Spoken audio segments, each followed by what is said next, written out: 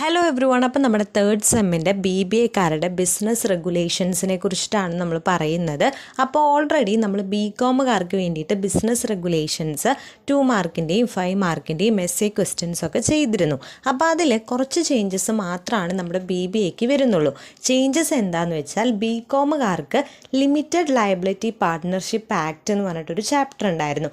അത് BBAക്കാർക്കില്ല. BBAക്കാർക്ക് എന്ത് ചെയ്യാം, ആ ഒരു LLPയുടെ പോർഷൻ സ്കിപ്പ് ചെയ്ത് കളയാം. ആ ഒരു LLPയുടെ ക്വസ്റ്റ്യൻസ് വരുമ്പോൾ അത് നോക്കേണ്ട കാര്യമില്ല. പകരം നിങ്ങൾക്ക് വേറെ 2 ചാപ്റ്റേഴ്സാണ് വരുന്നത്.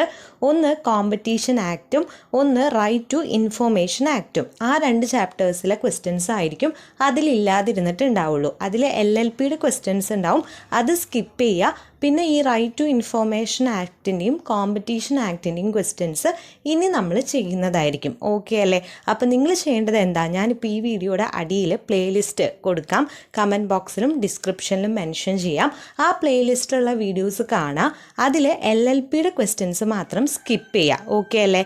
ബാക്കി ഈ 2 ചാപ്റ്റേഴ്സിൻ്റെ വീഡിയോസ് നമ്മൾ നെക്സ്റ്റ് പെട്ടെന്ന് തന്നെ ഇടുന്നതായിരിക്കും. ഓക്കെ അല്ലേ? ക്ലിയർ ആയെന്ന് വിചാരിക്കുന്നു. ഇനി എന്തെങ്കിലും നിങ്ങൾക്ക് ഡൗട്ട്സ് ഉണ്ടെങ്കിൽ ഇവിടെ കമൻറ്റ് ബോക്സിൽ ചോദിക്കാം. അതുപോലെ തന്നെ ഇതിൻ്റെയൊക്കെ നോട്ട്സ് നമ്മുടെ ടെലിഗ്രാം ഗ്രൂപ്പിൽ നമ്മൾ കൊടുക്കുന്നുണ്ട്.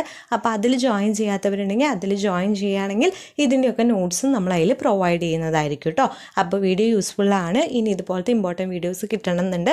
നമ്മുടെ ചാനൽ ഇതുവരെ സബ്സ്ക്രൈബ് ചെയ്യാത്തവരുണ്ടെങ്കിൽ അതും ജസ്റ്റ് ഒന്ന് സബ്സ്ക്രൈബ് ചെയ്തേക്കാം.